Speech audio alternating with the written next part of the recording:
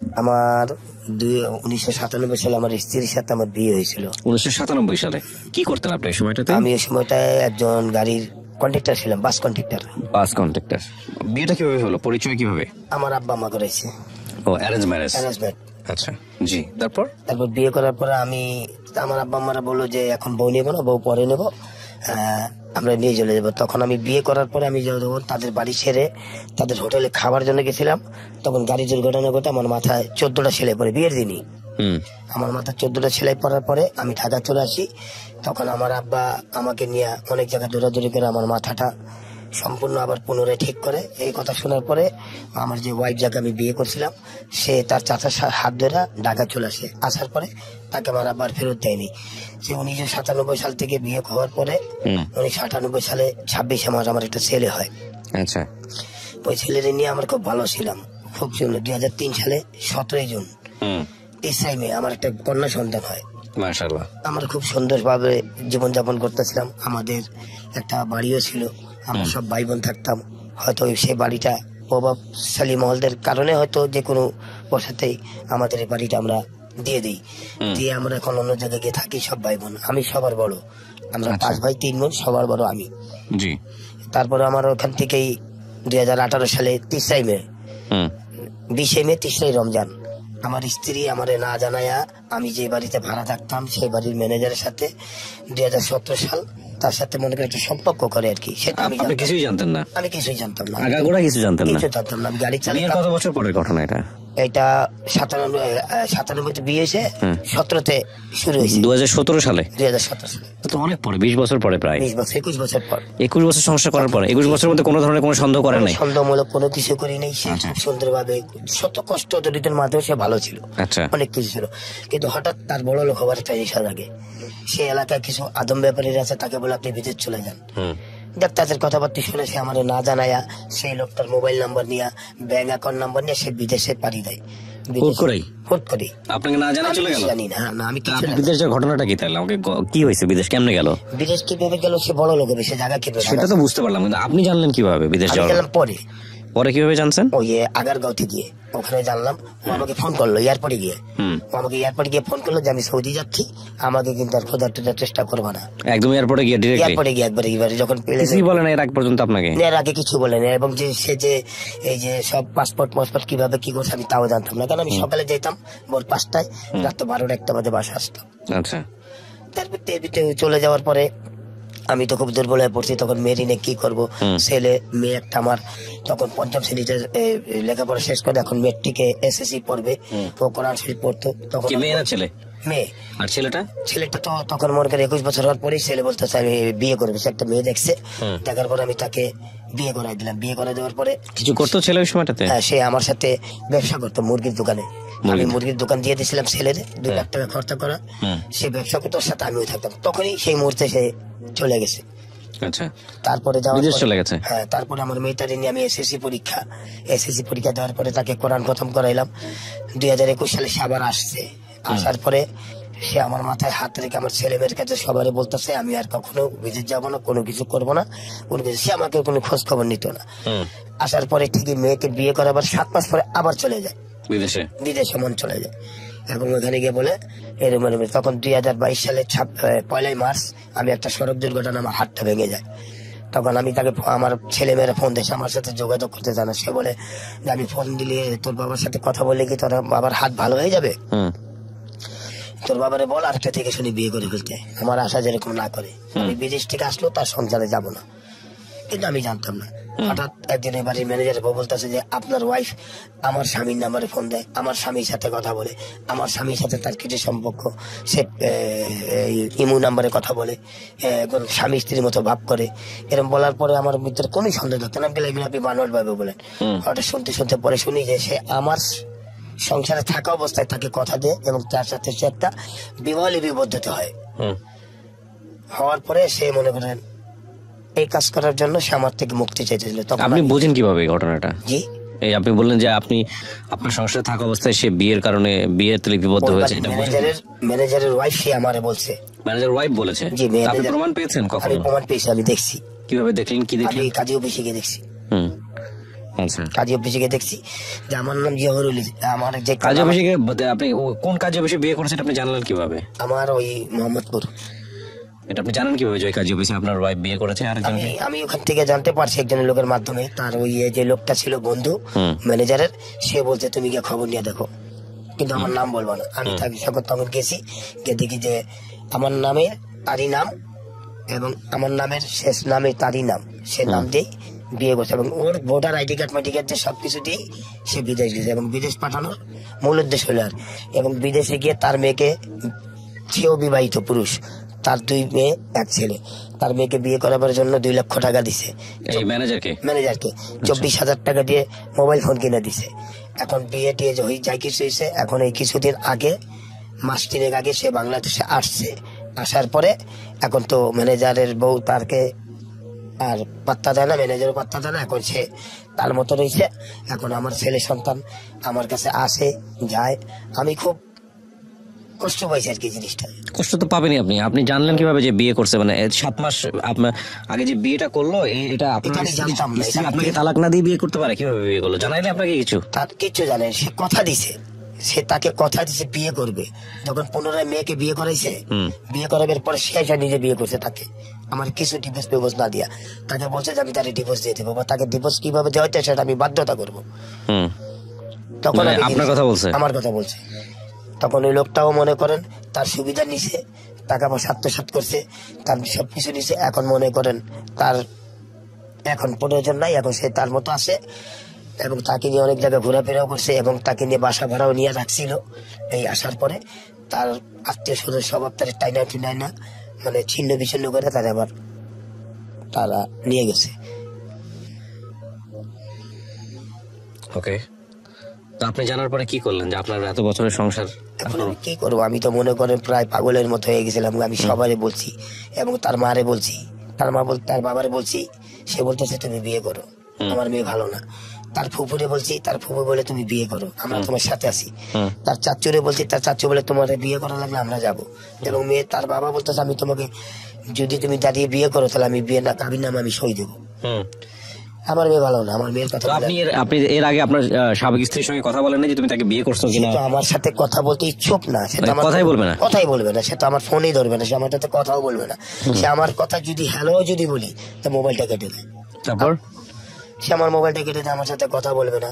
সে এখন মনে করেন ওই বাড়ি করার নেশা ছিল, ছেলেরে বড় লোক করে দিব, ছেলেরে দোকান করে দিবে।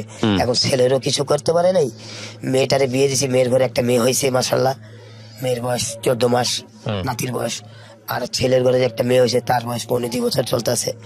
এখন তারা তাদের সংসার নিয়ে ব্যস্ত, তারা তার সংসার নিয়ে, ছেলে সংসার নিয়ে ছেলে ব্যস্ত, মেয়ে সংসার নিয়ে মেয়ে ব্যস্ত। এখন আমার তারা বিয়ে টিয়ে করাই দিছে, বিগত 7 মাস হলো বিয়ে করে আমার সংসার ধরাই দিছে। আমি পেশা একজন গাড়ি চালক, ড্রাইভার। আপনি এখনো গাড়ি চালাই যাচ্ছেন? আমি গাড়ি চালাই। কত বছর ধরে গাড়ি চালান? আমি 1986 সাল থেকে পরিবহন সেক্টরে ছিলাম, হেল্পারি করছি, কন্ডাক্টারি করছি। আমার 39 বছর বয়স হয়ে গেছে পরিবহন নিয়ে এখন পর্যন্ত। আমি গাড়ি চালাচ্ছি প্রায় 27 বছর হয়ে গেছে। এর ভিতরে আমি বহুত হেল্পারি কন্ডাক্টারি সবকিছু করছি।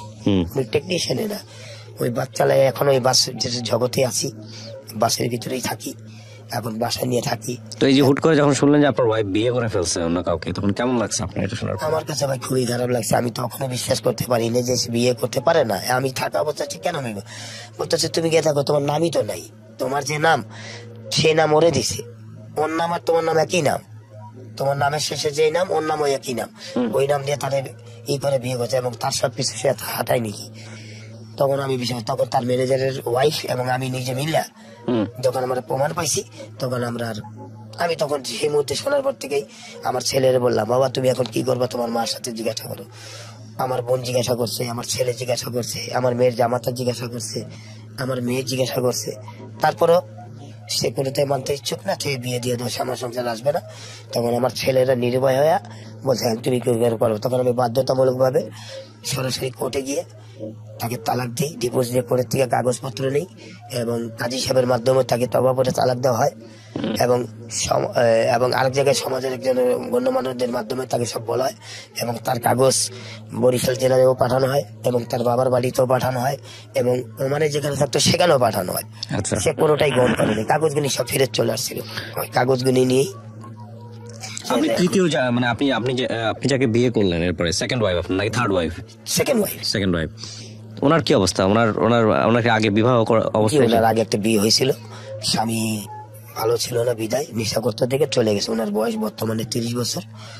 উনি কোনো সন্তান ওনার নাই। আপনার বয়স কত? আমার বয়স 49 বছর। তো উনি অবস্থায় আপনাকে বিয়ে করেছেন?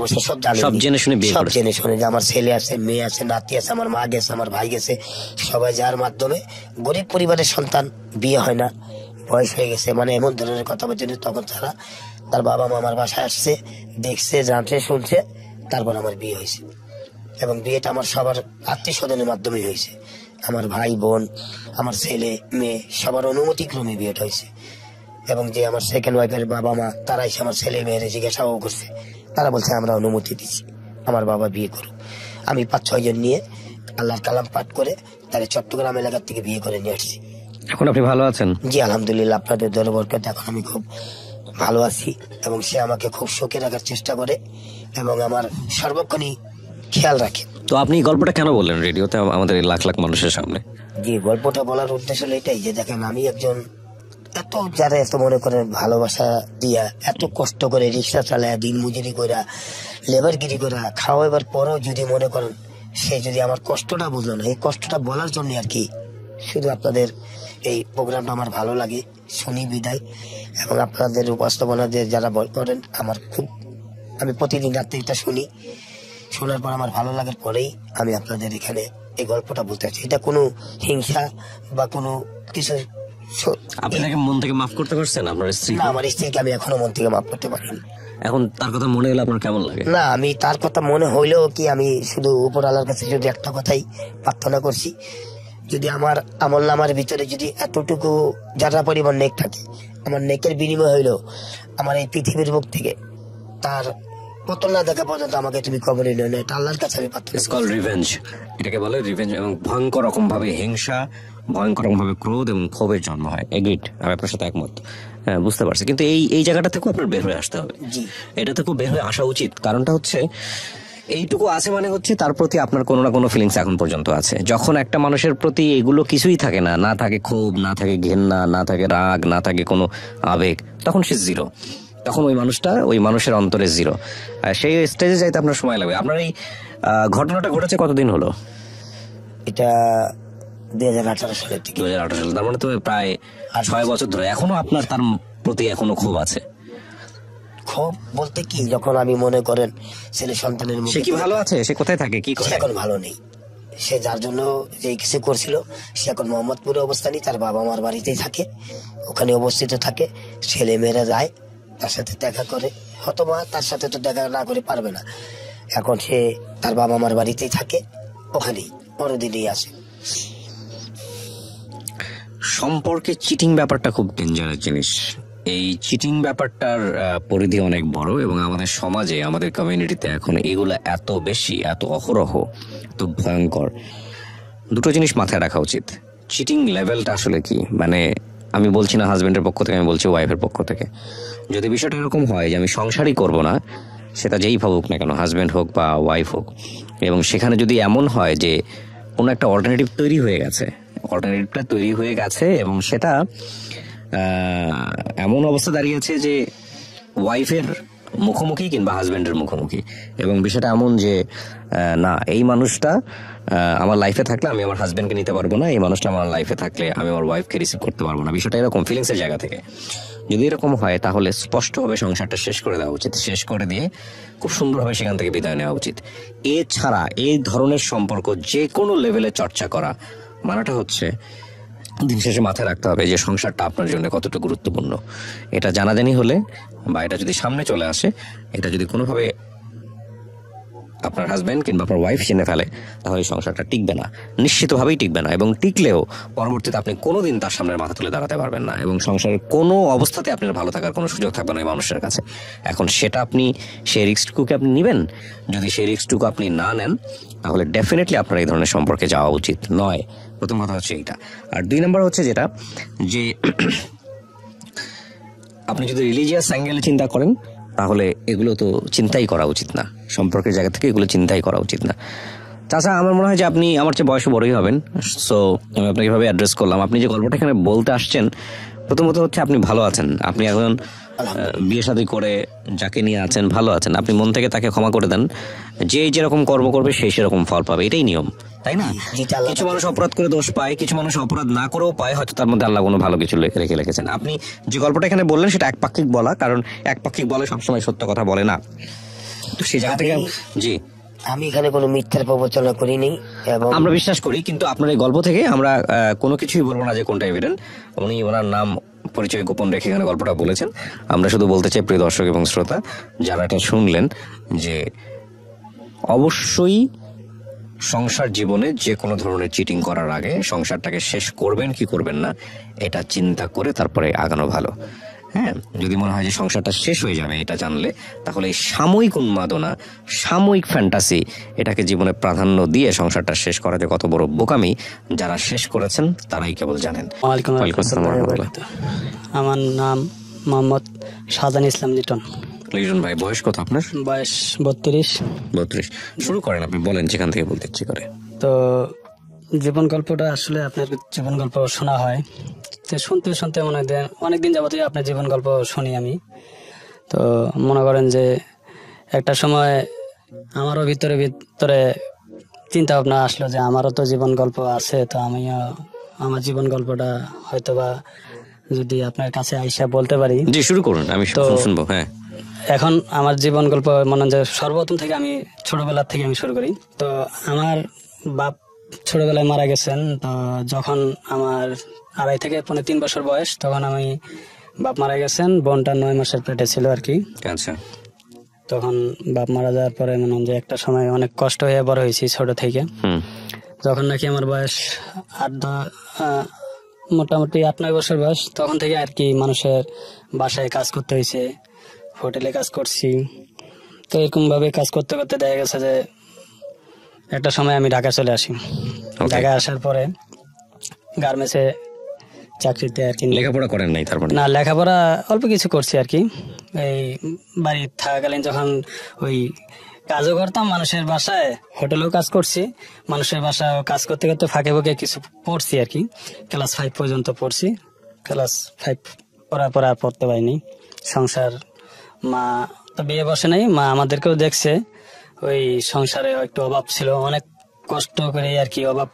আমার জীবনে আমি অনেক কষ্টের কথা এখন মনে করলে আমার এখানে আমি ঠিক থাকতে পারবো না। যেমন ভাত, মনে করেন যে এমন দিন গেছেন যে ভাত সারাদিনে একবারও খাইতে পারিনি, ভাত খাইতে পারিনি। মা আমার বোনকে আমাকে একটা রুটি এনে রুটিটা 2 জনে ভাগ করে খাইছি।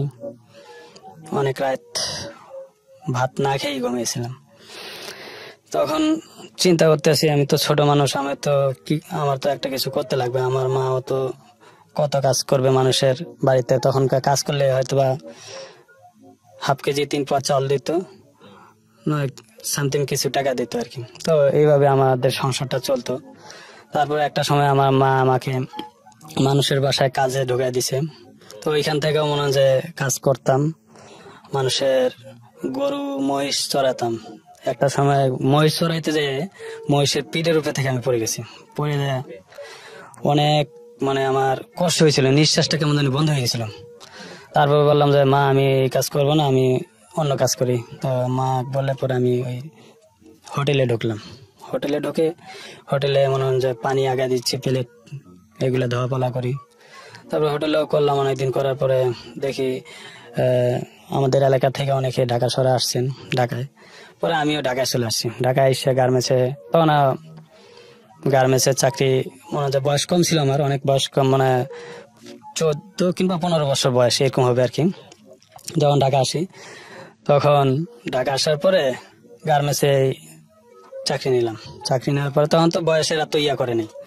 চাকরি নেওয়ার পরে চাকরি করছি অনেকদিন, করার পরে মোটামুটি খুব ভালো একটা অবস্থায় আসতেছে আমার। বাড়িতে আমি আমার খাওয়ান খরচার টাকাটা রাখে আমি সমস্ত টাকা পাঠিয়ে দিতাম। পাঠিয়ে দেওয়ার পরে মা ওইটা দিয়ে চলতে পরে একটা সময় আমি আবার আমার মা সাথে করে নিয়ে আসছি আমার এখানে ঢাকাতে নিয়ে আসছি। ঢাকাতে নিয়ে আসার পরে তখন আমি ওই যেখানে চাকরি করি তখন এটা মোটামুটি আমার চাকরির বয়স তখন 5-6 বছর হয়ে গেছে অলরেডি।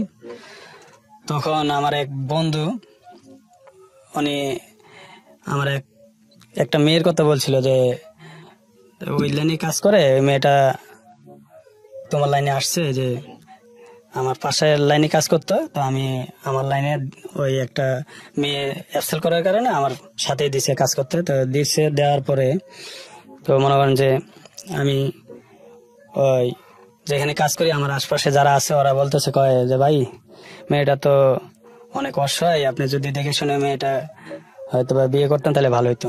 আমি বললাম যে আমি তো এখন আমার বিয়ের বয়সে হয়নি, ঠিক করে বিয়ে করবো মানে। দেখেন ওর জীবনের একটু কথাবার্তা শুনলে হয়তো বা ভালো লাগবে। পরে আমাকে নিয়ে ওরা দুষ্টামি করতো আর কি, ওকে নিয়ে। তারপর একটা সময় দেখা গেছে ওর সাথে একটা সময় আমার কথাবার্তা হয়েছে। হওয়ার পরে শুনলাম ওর বাপ অন্য জায়গায় বিয়ে করছে, মা অন্য জায়গায় বিয়ে করছে। তারপরে শুনতে শুনতে ওর প্রতি আমার একটু মায়া লেগে গেছে। মায়া লেগে যাওয়ার পরে আমি বললাম, তো আপনি তো আমি তো গার্মেন্টসে বিয়ে করার ইচ্ছা নাই, তো আমার মা নিয়ে দেখাই, যদি আমার মা যদি পছন্দ করে তাহলে হয়তো বা করবো আমি। পরে আমার বাড়িতে নিয়ে গেলাম, বাসায় লাঞ্চে একদিন নিয়ে যাওয়ার পরে মা দেখছে, দেখার পরে মা পছন্দ করছে, মাও শুনলো। তারপরে আমরা বিয়ে করছি। বিয়ে করার পরে দুইজনে চাকরি বাকরি করতাম। চাকরি বাকরি করার পরে তখন মোটামুটি চাকরি করছে অনেকদিন, 4-5 বছর করছে। তো আমার এক ছেলে হয়। ছেলে হওয়ার পরে ছেলের বয়স যখন নাকি 2-2.5 মাস, তখন থেকেই হয় মনে হয় যে ছেলেটা নিয়ে চলে যায় আমার ঘর থেকে, না বলে চলে যায়। মানে কিছু কথা কাটাকাটি যদি হয়, কোনো কিছু হয়, এই বিষয় নিয়ে চলে যায়। তো চলে যায়, আমি তখন ওকে বলি যে তুমি চলে গেলা কেন? কয় আমার ভালো লাগে না, আমি এই জন্য চলে আসছি। তো ভালো লাগে না, এটা কোনো কথা হইলো? আবার অনেক সময় দেখা গেছে যে বাচ্চা রাখেই চলে যেত। আচ্ছা, কোথায় যেত? চলে যায় ওর মার বাড়িতে চলে যায়, কিংবা ওর অন্য জায়গায় যায়, চাকরি বাকরি নেই আর কি। এইভাবে যাওয়ার পরে আমি ওকে বুঝে শুনে আবার নিয়ে আসতাম। নিয়ে আসার পরে এইভাবে একটা সময় আমার সংসার করবে না, কেন আমি তোমার সংসার করবো না, আমি আমার অন্য জায়গায় চলে যাবো, অন্য জায়গায় থাকবো আর কি। তো সংসার না করার ভিতরে কিছু কারণ আছে, যেটা তো ওকে আমি চাকরি করতে দেবো না। আচ্ছা, চাকরি করতে দেবো না। তো একটা সময় যখন চাকরি করছি, দুইজনেই চাকরি করছি, তো আমি বলি কি, এখন দুইজনে চাকরি করছি, এখন তোমাকে দিয়ে আর চাকরি করাতে চাচ্ছি না। তো তুমি চাকরিটা বাদ দাও, দিলে ভালো হয়। চাকরিটা বাদ দেওয়া, যেটা আমি নামাজ কালাম পড়ি, তবলিগ করি, ঠিক আছে, চিল্লা দিছি, তো দিনের সম্পর্কে, হাদিস সম্পর্কে যতটুকু জানি আর কি, বুঝি। তো ওকে বলার পরে কয় না আমি চাকরি করব। এইভাবে চলতে থাকে। চাকরি না করতে দিলে করে কি, আমার থেকে না বলে যায়, অন্য জায়গায় যায় চাকরি নেই। আচ্ছা, চাকরি বাকরি নেই, আবার ওইখান থেকে আবার বোঝা শুনে নিয়ে আসি। নিয়ে আসার পরে ওই বলে যে না, তুমি যদি আমাকে চাকরি করতে দাও তাহলে আমি তোমার সংসার করবো, আর যদি চাকরি না করতে দাও তাহলে আমি তোমার সংসার করবো না আর কি। আর যা আমার যখন যেটা মন চাইবো, যখন যা মন চাইবো আমি তখন তাই করবো। তো আমি বললাম যে যখন যা মন চাইবো তখন তাই করবো, এটা কোনো কথা? একটা জিনিস সংসার হয়েছে, তোমার স্বামী কথা তো তোমার শুনতে লাগবে, যেগুলা জিনিস মানতেও লাগবে তোমার, ওগুলা আর কি মানে চলতে লাগবে। আর তোমার আমি মনে করি যে চাকরি করতে দেবো না, ঠিক আছে তুমি চাকরি করবা, আবার তোমাকে আমি পর্দায় থাকতে বলে তুমি পর্দা করতেছো না। আর গার্মেন্টসে চাকরি করে পর্দা কতটুকু হয়, এটা তো আমি যা গার্মেন্টসে, যেটা আমি নিজেও চাকরি করি, তো দেখা গেছে যে আমার কাছে যেটা আমার খারাপ লাগে, গার্মেন্টসে দেখা গেছে যে অন্য একটা লাঞ্চিপ কিংবা সুপারভাইজার এসে ওর শরীরে হাত দিয়ে টান দিয়ে হাত ধরে এক জায়গা থেকে আরেক জায়গায় নিয়ে যায়, এক মেশিন থেকে আরেক মেশিনে কাজ করায়, কিংবা অনেক ধরনের গালিগালাজ হয়। তো আমি এই জন্য বলি যে তুমি আর চাকরি করিও না, তোমার আমি চাকরি করাইলে আমার খুব খারাপ লাগে। তো তারপরে চাকরি বাকরি করার পরে অনেক ছাড় দিছি। দেওয়ার পরে একটা সময় এখন আবারও বলে যে না, আমি তোমার সাথে আমি সংসার করব না। সে আমাকে নিয়ে যাইতো, নিয়ে যাওয়ার পরে কাজী অফিসে নিয়ে আসতো। কাজী অফিসে নিয়ে যাওয়ার পরে আমাকে বলে যে আমি তোমার সংসার করবো না, তুমি আমাকে ছাড়ে দাও। কাজী অফিসে নিয়ে গিয়ে কথা বলে? জি জি, কাজী অফিসে নেওয়ার আগেই বলতো যে আমি তোমার সংসার করবো না, কাজী অফিস চলো। তো তা আমি অনেক সময় কাজী অফিসে নিয়ে যাইতাম, অনেক বাহানা দেখাইতাম যে কাজী অফিসে আচ্ছা ঠিক আছে আমি কথা বলতেছি, কিংবা কাজী নাই যখন আসে তখন নিয়ে যাব, ঠিক আছে, মানে এইভাবে একটু এড়িয়ে চলতাম। তখন নিজের থেকে কয়েকবার যাইতো, যাওয়ার পরে আমাকে বলতে যে আমি তোমার সমস্যা করবো না, আমি তোমার অধীনে থাকতে বাধ্য না, আমার যখন যা মন চাইবো আমি তখন তাই করবো। এইভাবে মনে হয় যে আমার সংসার থেকে চলে যাইতো। যাইতে যাইতে এক তো আর পারি না, মানে চলে যায় আর ধরে রাখতে পারি না। এখন আমি ওকে যে বুঝাই যে তুমি যে চাকরি করিও না, ওই চাকরি করবেই, এই জন্য ওর সাথে আমার সম্পর্কটা হয়ে গেছে। এখন বাচ্চা হয়ে গেছে বলতে মানে সারাসারি হয়ে গেছে আর কি। আপনি ডিভোর্স দিয়ে দিলেন তাকে? না, আমি দিনে ওই দিচ্ছি আর কি। ওই দিল? কবে দিয়েছে? ডিভোর্সটা দেওয়ার 10 মাস চলতেছে, রানিং এরকম হবে আর কি। এর ভিতরে অনেক কয়বার যখন চলে যাইতো তখন বাচ্চাটা তো মনে হয় যে ওই আপনার আমার কাছেই যখন রেখে যেত, দেখা গেছে যে বাচ্চা নিয়ে আমি অফিসে যাইতে পারি না, দেখা গেছে যে বাসায় থাকলে আবার চাকরি করা হয় না। তো আমি অফিসে আমি আলাপ করলাম যে স্যার আমার তো একটু সমস্যা আছে, আমার তো ওয়াইফ এইভাবে চলে যাওয়ার কারণে আমার বাচ্চা রাখার তো কোনো লোক নাই। তো আমার মা যে আছে একজন বয়স্ক, উনি তো বাড়িতে থাকে, ওনার তো নিজেকে নিজে দেখশন করতে পারে না ঠিক করে, হার্টের সমস্যা, ডায়াবেটিসের সমস্যা। তখন যেহেতু বাচ্চাটা আমার এখানেই আছে, তখন বাচ্চারা যদি রাখার ব্যবস্থা করে দিত নয়তো বা ভালোই। বলে কি দেখো তুমি গার্মেন্টসে তো কোনো ছেলেরা বাচ্চা রাখে না। তারপরে আমি বলার পরে আমার জিনিসটা একটু দেখছি, আমার দিকটা বিবেচনা করে দেখার পরে আমি যেহেতু স্যাম্পলে চাকরি করি আর কি, তো লাইনে মেয়েরা দেখা গেছে যে এক ফ্লোরে প্রায় 1500-1800 মেয়েরা থাকে, তার ভিতরে মনে হয় যে প্রতি লাইনে 2-3-4 জন করে আর কি সিরিয়াল দিয়ে রাখছে বাচ্চা রাখার জন্য। আচ্ছা, ওরাই তো পাচ্ছে না, তুমি কিভাবে রাখবে? তো আমি বললাম যে আমারটা একটু রাখার ব্যবস্থা করে দেন। পরে ওনারা আর কি আমার বাচ্চাটা রাখার ব্যবস্থা করে দিছে। তো আমি বাচ্চাটা নিয়ে আসতাম, যাইতাম অফিসে রেখে দিতেন, ওই যেখানে বাচ্চা রাখে আর কি। হ্যাঁ, যেখানে বাচ্চা রাখে আর কি। তো গার্মেন্টস লাইফে এ পর্যন্ত কোনো মানে ছেলেরা বাচ্চা নিয়ে আসা যাওয়া করে না আর কি। তো আপনি করতেন? আমি করতাম। তারপরে আবার অফিসের ওই খালারা বলতো যে বাচ্চার মা কোথায়? আমি বললাম যে খালা তো বাচ্চার মা আমার এখানে থাকে না, এখন ওর মা আলাদা থাকে। তো আমি বললাম, পরে ওই খালার বললো আচ্ছা ঠিক আছে বাচ্চার মার নাম্বারটা দেন, আমরা একটু কথাবার্তা বলি। তারপরে ওই খালার আবার কথা বলছে যে খালা আপনি বাবু তো অনেক সুন্দর মাশাআল্লাহ, আপনার বাচ্চাটা থুয়ে চলে গেলেন কেন? কয় আমি চলে গেছে, আমার চাকরি করতে দেয় না। কয় ঠিক আছে তাহলে আপনি করেন, আপনি আইসা পড়েন, আপনার স্বামী যেখানে চাকরি করে ওইখানে আইসা আপনি চাকরি করেন, বাচ্চা আমরা রাখবো, আমরা দেখবো। পরে কি করলো, আবার আসছে, আইসা ওই আবার চাকরি করলাম। মা চাকরি করার পরে আমি বললাম যে মা খুব অসুস্থ, তুমি যদি বাড়িতে চলে যাও তো মাকে দেখতে পারবা, সামনে রমজান মাসে তুমিও বাসায় থাকতে পারলা, মাকে একটু দেখশন করা হবে। এর ভিতরে অনেক বুঝে শুনে বাড়িতে পাঠাইলাম। বাড়িতে পাঠানোর পরে তো বাড়িতে যাওয়ার পরে মার সাথে খালি ঝগড়া, এটা নিয়ে ওইটা নিয়ে, এই নিয়ে সেই নিয়ে খালি ঝগড়া। তারপরে বাড়িতে থাকলো না, ঈদে গেলাম, ঈদে আবার আমার সাথে নিয়ে আসলাম। নিয়ে যাওয়ার পরে ঢাকা নিয়ে আসার পরে উনি বলতেছে যে চাকরি করবে। আমি বললাম যে তুমি আবার চাকরি করার জন্য করতেছো? ঢাকা পয়সা থাকে কি করবো, পয়সা থাকলে লস না, তো আবার চাকরি নিবে। তো আবার চাকরি দিব না, বুঝে শুনে আবারও মনে যে বাড়িতে নিয়ে যাওয়ার করলাম। এখন বাড়িতে যাই বলতেছে ঠিক আছে বাড়িতে থাকবো। তো আমি আমার যে ঘরের দরজা আলাদা করে দিবে তুমি, মানে এক ঘর দিয়েই দরজা ঢুইকা আরেক ঘরে যাইতে হয়, দরজা একটাই ছিল। তো বলতেছে দরজা তুমি আলাদা যদি করে দাও তাহলে আমি বাড়িতে থাকবো। আমি বললাম যে এটা কোনো কথা হইলো, আমি বাড়িতে থাকবো না, তুমি থাকবা, মা থাকবে আর বাচ্চা থাকবে, একটা ঘরের দরজা, তোমার ঘর আলাদা, এক ঘর এক দরজা দিয়ে ঢুইকা তোমার ঘরে তুমি চলে যাবা। কয় না এইভাবে হবে না, আমার তুমি যদি দরজা আলাদা করে দাও তাহলে আমি বাড়িতে থাকবো, নাহলে বাড়িতে থাকবো না। এই নিয়ে আবার আমার সাথে উল্টাপাল্টা নিয়ে লাগছে। লাগার পরে এখন ওই বলে যে না, যদি দরজা আলাদা করে দাও তাহলে আমি বাড়ি থাকবো, নাহলে থাকবো না। এই নিয়ে মনে হয় যে আমার সাথে ওই রাগারাগি করে আইসেই মনে হয় যে আমার সাথে সম্পর্ক সারাসারি করে নিছে।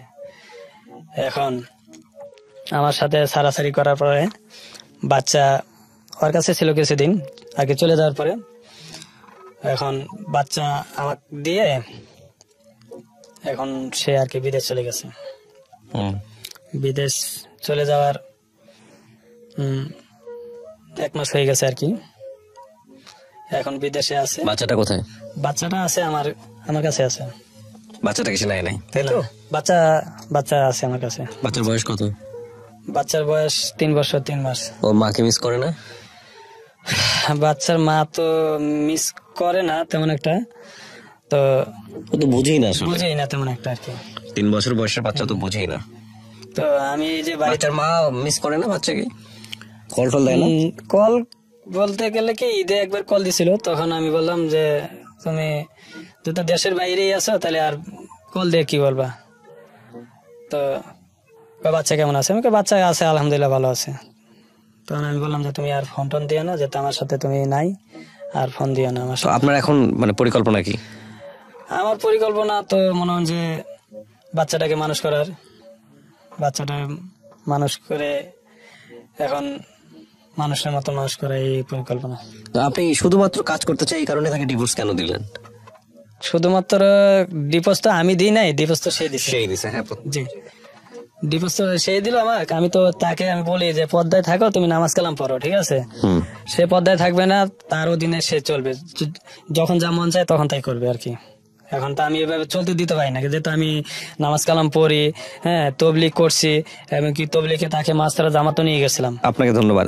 এখানে দুটো বিষয় জড়িত। একটা হচ্ছে যে দুজন মানুষ দুজন ফিলোসফির হয়, দুজন মানুষ দুটো দর্শনের হয়, দুজন মানুষ দুটো এথিক্স মেনটেন করে, এবং দুটো এথিক্স মেনটেন করার পরে দুজনের যদি সেই দুইটা এথিক্স এর উপরে রেসপেক্ট না থাকে, তাহলে ডেফিনেটলি সেখানে সংসার হবে না। এখানে ধর্মীয় বিষয়টাকে আপনারা দেখতে পারেন যে সে তার যে ইচ্ছাটা, সেটাই হয়তো বা আমাদের মোস্ট মানে জনসাধারণের সেটাই হয়তো ইচ্ছা, কিন্তু আমি আসলে জিনিসটাকে আরেকটু অন্যভাবে দেখার চেষ্টা করছি। এখানে দুটো থট।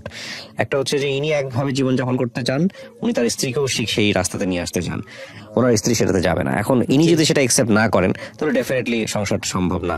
তো ওনার জায়গা থেকে উনি হয়তো আরো চেষ্টা করতেন ওনার স্ত্রীকে বোঝানোর জন্য, কিন্তু সেই সুযোগটা ওনার স্ত্রী দেন নাই, ওনার স্ত্রী তাকে ডিভোর্স দিয়ে দিয়েছেন। এখানে আমি জি এখানে মনে হয় যে কি বলবো, অনেক দিন যাবতে একবার না, মোটামুটি প্রায় 15 থেকে 20 বার গেছে আমার সংসার থেকে চলে যেত। আপনি কি উনি যদি ডিভোর্স না দিত, আপনি কি চেষ্টা করতেন আরো তাকে বোঝানোর জন্য? হ্যাঁ হ্যাঁ, অবশ্যই করতাম।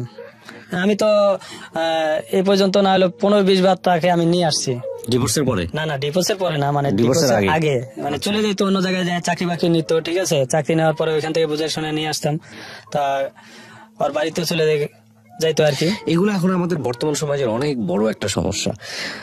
আপনাকে অনেক ধন্যবাদ। আসলে এগুলো নিয়ে জাজমেন্টাল কোনো বক্তব্য দেওয়াটা আমার ইচ্ছা না। তবে একটা জিনিস যে আসলে এখানে শিক্ষণীয় বিষয়টা কি, একটা হচ্ছে যে আপনার স্ত্রী তার জায়গা থেকে তিনি যদি থাকতে না চান, তিনি এক অর্থে সঠিক সিদ্ধান্ত নিয়েছেন, ঠিক আছে?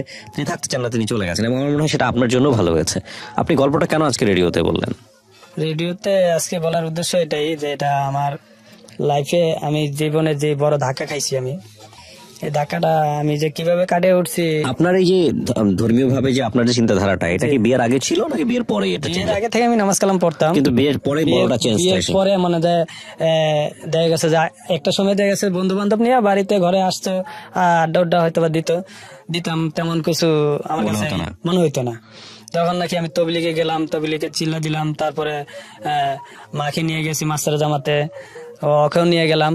তখন আস্তে আস্তে আমার জিনিসটা আমার ভিতরে আসছে, আসার পরে মনে যায় যে পাঞ্জাবি পায়জামা পড়তেছি। বুঝতে পেরেছি আপনার এই চেঞ্জেস গুলো উনি হয়তো অ্যাকসেপ্ট করতে পারেননি। প্রিয় দর্শক এবং শ্রোতা, আমাদের গল্পটা আসলে এখানে মূল জায়গাটাই হচ্ছে একটা জায়গাটা যে চেঞ্জেস, দুটো মানুষ, দুটো দর্শনের মানুষ যদি একসঙ্গে থাকেন এবং সেই চেঞ্জেস গুলো যদি দুই জায়গা থেকে মিউচুয়াল রেসপেক্টের মধ্যে না থাকে, তাহলে সেখানে একসঙ্গে থাকা খুব। এর ভিতরে অনেক কয়বার যখন চলে যাইতো, তখন বাচ্চাটা তো মনে হয় যে ওই আপনার আমার কাছে যখন রেখে যেত, দেখা গেছে যে বাচ্চা নিয়ে আমি অফিসে যাইতে পারি না, দেখা গেছে যে বাসায় থাকলে আবার চাকরি করা হয় না।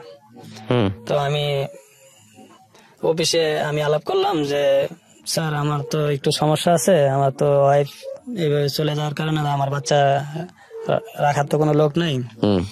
তা আমার মা যে আছে একজন বয়স্ক, উনি তো বাড়িতে থাকে, ওনার তো নিজেকে নিজে দেখশন করতে পারে না ঠিক করে, হার্টের সমস্যা, ডায়াবেটিসের সমস্যা। তখন যাতে বাচ্চাটা আমার এখানেই আছে, তখন বাচ্চারা যদি রাখার ব্যবস্থা করে দিত না তো ভালো হতো। বলে কি দেখো তুমি গার্মেন্টসে তো কোনো ছেলেরা বাচ্চা রাখে না। তারপরে আমি বলার পরে আমার জিনিসটা একটু দেখছি, আমার দিকটা বিবেচনা করে দেখার পরে আমি যেহেতু স্যাম্পলে চাকরি করি আর কি, তো লাইনে মেয়েরা দেখা গেছে যে 1-15 প্রায় 1500-1800 মেয়েরা থাকে, তার ভিতরে মনে হয় যে প্রতি লাইনে 2-3-4 জন করে আর কি সিরিয়াল দিয়ে রাখছে বাচ্চা রাখার জন্য। আচ্ছা, ওরাই তো পাচ্ছে না, তুমি কিভাবে রাখবে? তো আমি বললাম যে আমারটা একটু রাখার ব্যবস্থা করে দেন। পরে ওনারা আর কি আমার বাচ্চাটা রাখার ব্যবস্থা করে দিছে। তো আমি বাচ্চাটা নিয়ে আসতাম, যাইতাম অফিসে রেখে দিতেন, ওই যেখানে বাচ্চা রাখে আর কি। হ্যাঁ, যেখানে বাচ্চা রাখে আর কি। তো গার্মেন্টস লাইফে এ পর্যন্ত কোনো মানে ছেলেরা বাচ্চা নিয়ে আসা যাওয়া করে না আর কি। তো আপনি করতেন? আমি করতাম। তারপরে আবার অফিসের ওই খালারা বলতো যে বাচ্চার মা কোথায়? আমি বললাম যে খালা তো বাচ্চার মা আমার এখানে থাকে না, এখন ওর মা আলাদা থাকে। তো আমি বললাম, পরে ওই খালার বললো আচ্ছা ঠিক আছে বাচ্চার মার নাম্বারটা দেন, আমরা একটু কথাবার্তা বলি। তারপরে ওই খালার আবার কথা বলছে যে খালা আপনি বাবু তো অনেক সুন্দর মাশাআল্লাহ, আপনার বাচ্চাটা থুয়ে চলে গেলেন কেন? কয় আমি চলে গেছি, আমার চাকরি করতে দেয় না। কয় ঠিক আছে তাহলে আপনি করেন, আপনি আইসা পড়েন, আপনার স্বামী যেখানে চাকরি করে ওইখানে আইসা আপনি চাকরি করেন, বাচ্চা আমরা রাখবো, আমরা দেখবো। পরে কি করলো, আবার আসছে, আইসা ওই সব আবার চাকরি করলাম। মা সাইরেক করার পরে আমি বললাম যে মা খুব অসুস্থ, তুমি যদি বাড়িতে চলে যাও তো মাকে দেখতে পারবা, সামনে রমজান মাসে তুমিও বাসায় থাকতে পারলা, মাকে একটু দেখশন করা হবে। এর ভিতরে অনেক বুঝে শুনে বাড়িতে পাঠাইলাম। বাড়িতে পাঠানোর পরে তো বাড়িতে যাওয়ার পরে মার সাথে খালি ঝগড়া, এইটা নিয়ে ওইটা নিয়ে, এই নিয়ে সেই নিয়ে খালি ঝগড়া। তারপরে বাড়িতে থাকলো না, ঈদে গেলাম, ঈদে আবার আমার সাথে নিয়ে আসলাম। নিয়ে আসলাম ঢাকা, নিয়ে আসার পরে উনি বলতেছে যে চাকরি করবে। আমি বললাম যে তুমি আবার চাকরি করার জন্য করতেছো? ঢাকা পয়সা থেকে কি করবো, পয়সা থাকলে লস না, তো আবার চাকরি নিবে। তো আবার চাকরি দিব না, বুঝায় শুনে আবারও মনে যে বাড়িতে নিয়ে যাওয়ার করলাম। এখন বাড়িতে যাইয়া বলতেছে ঠিক আছে বাড়িতে থাকবো। তো আমি আমার যে ঘরের দরজা আলাদা করে দিবে তুমি। আচ্ছা, মানে এক ঘর দিয়েই দরজা ঢুইকা আরেক ঘরে যাইতে হয়, দরজা একটাই ছিল। তো বলতেছে দরজা তুমি আলাদা যদি করে দাও তাহলে আমি বাড়িতে থাকবো। আমি বললাম যে এটা কোনো কথা হইলো, আমি বাড়িতে থাকবো না, তুমি থাকবা, মা থাকবে আর বাচ্চা থাকবে, একটা ঘরে দরজা, তোমার ঘর আলাদা, এক ঘর এক দরজা দিয়ে ঢুইকা তোমার ঘরে তুমি চলে যাবা। না এইভাবে হবে না, আমার তুমি যদি দরজা আলাদা করে দাও তাহলে আমি বাড়িতে থাকবো, নাহলে বাড়িতে থাকবো না। এই নিয়ে আবার আমার সাথে উল্টা পাল্টা নিয়ে লাগছে। লাগার পরে এখন বলে যে না যদি দরজা আলাদা করে দাও তাহলে আমি বাড়িতে থাকবো, নাহলে থাকবো না। এই নিয়ে মনে হয় আমার সাথে ওই রাগারাগি করে আইসেই মনে হয় আমার সাথে সম্পর্ক সারাসারি করে নিছে। এখন আমার সাথে সারাসারি করার পরে বাচ্চা ওর কাছে ছিল কিছুদিন আগে, চলে যাওয়ার পরে এখন বাচ্চা আমার দিয়ে এখন সে আর কি বিদেশ চলে গেছে। বিদেশ চলে যাওয়ার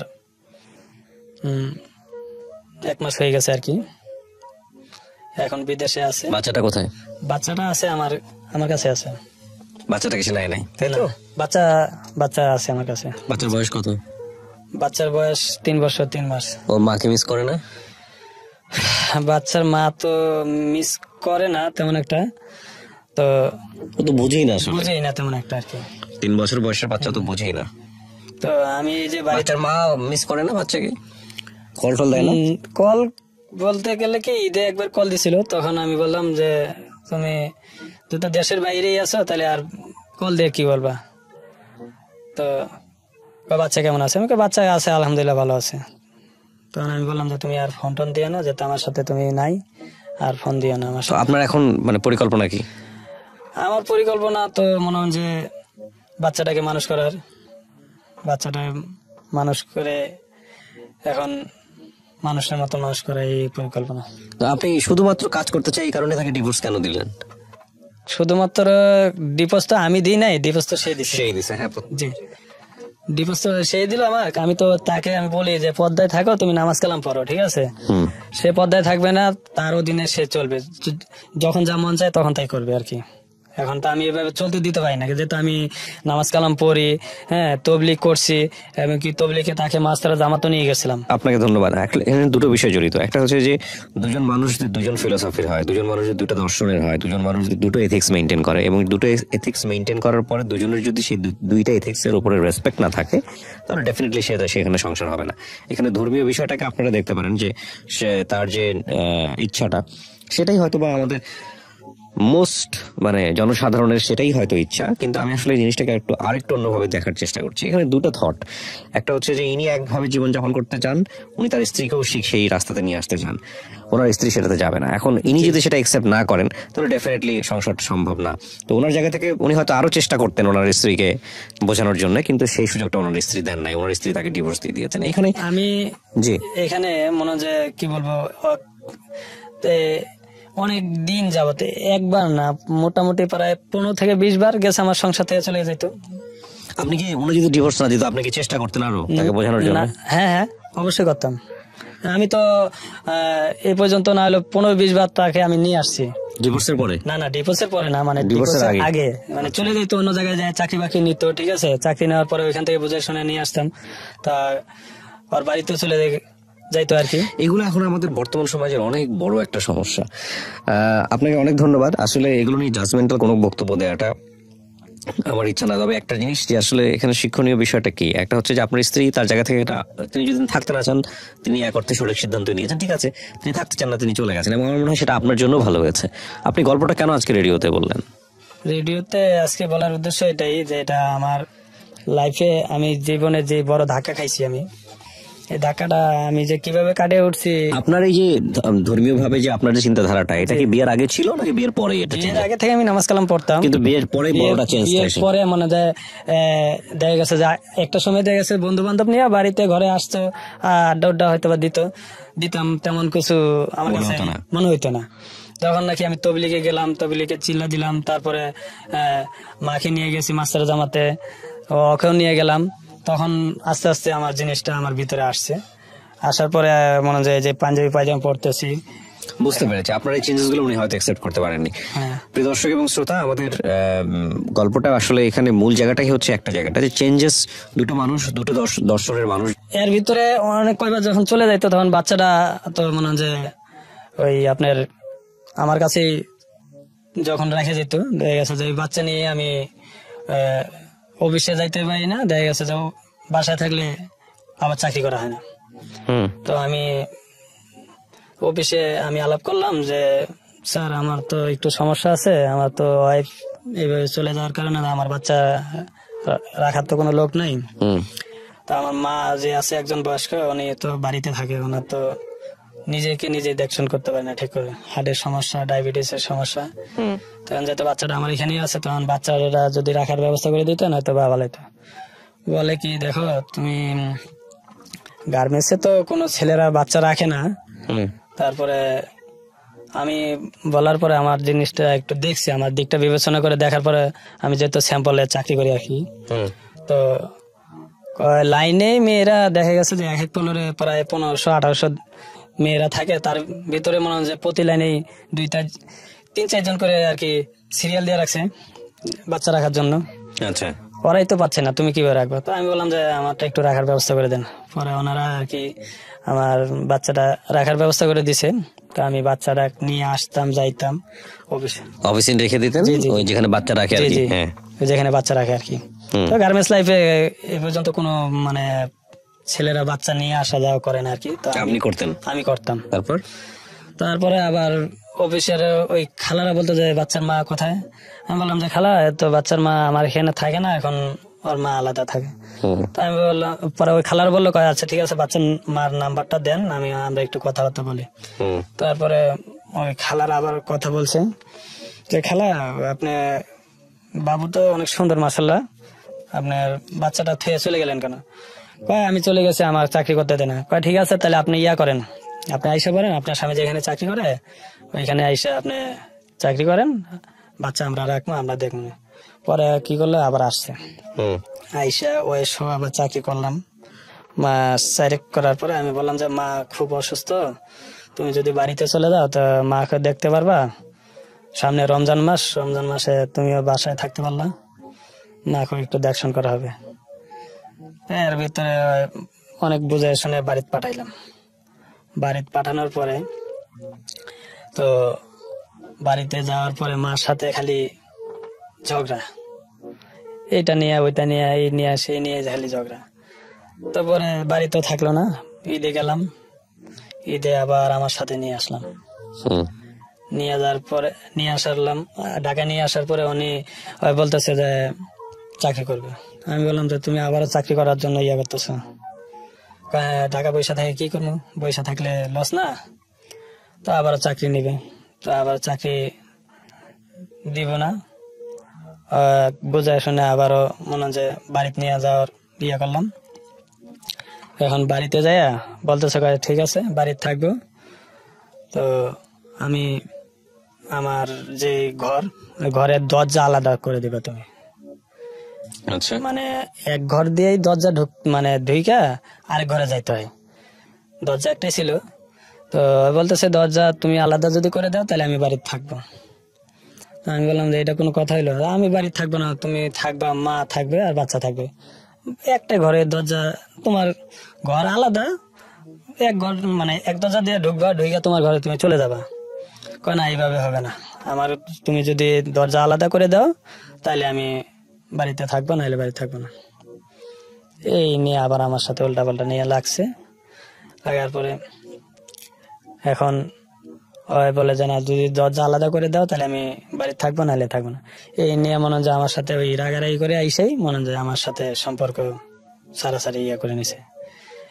এখন আমার সাথে সারাসারি করার পরে বাচ্চা ওর কাছে ছিল কিছুদিন আগে, চলে যাওয়ার পরে এখন বাচ্চা আমাকে দিয়ে এখন সে আর কি বিদেশ চলে গেছে।